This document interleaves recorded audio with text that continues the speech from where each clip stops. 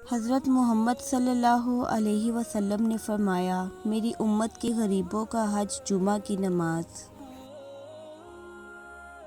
یا رب، آج کے دن کے جتنے بھی ہاتھ تیری بارگاہ میں دعا کے لیے اٹھے، سب کی نیک تمنائیں، حاجتیں اور دعائیں قبول فرما، آمین۔ اچھے لوگ اپنی نیکی کو اور برے لوگ دوسروں کی نیکی کو بھول جاتے ہیں۔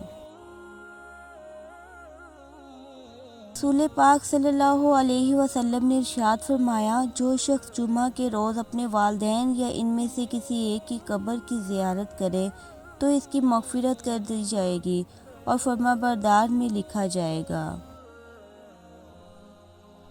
انسان کا سب سے بڑا اثاثہ اس پر رب کریم کی رحمت ہے اور فضل و کرم ہے۔